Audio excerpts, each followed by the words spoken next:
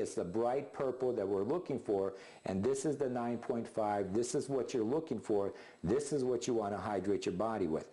And right next to it is your tap water. And by federal mandates, most municipal waters are on the neutral side. But before you get too excited, keep in mind they use lye, which is something that's very caustic, to bring the water from a very acidic state to a neutral state. Now that's just half of the equation.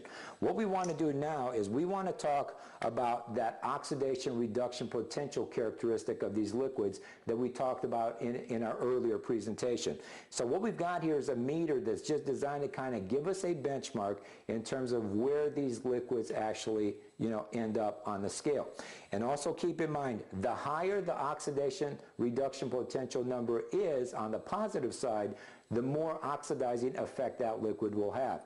Now on the flip side, if there's a negative number, the higher that negative number, the more anti-aging, antioxidant, anti-inflammatory properties that water will have. So let's go ahead and test these liquids and just see what happens. Now, as you can see, what we're doing is the first thing that we're testing here is the Sprite, and you can see the number is approaching 400 on the positive side, which means it has a very oxidizing effect on you.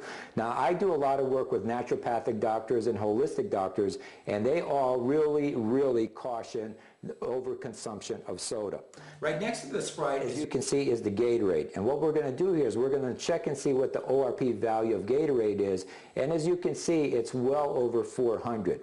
Now next to Gatorade is our Dasani. And keep in mind, this is a reverse osmosis water. And as you can see, this liquid Now, we've got these alkaline states. Watch what happens when I mix a little bit of soda. Right away, as you can see, it takes it from an alkaline state right back to a acidic state.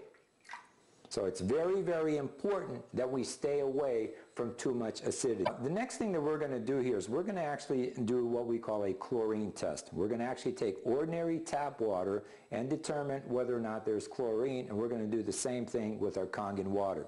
So over here in this picture is tap water. Okay? And over here, we're going to take our Kangen water, the 9.5 drinking water.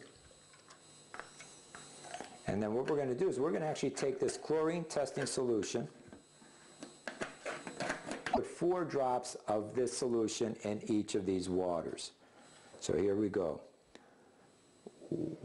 1, 2, 3, 4. 1, 2, 3, and 4. Okay, we're going to give this thing a nice little stir here, indicating that there is a fair amount of chlorine in this water. And as we are on this subject, I want you guys to think about, what do we do, as an example, when we take a shower or a bath? 10, 15-minute shower or bath. What's happening there is that's the equivalent of drinking 8 tall glasses of this water. I mean, if you think about it as you're bathing, you're opening up the pores of the largest organ in your body.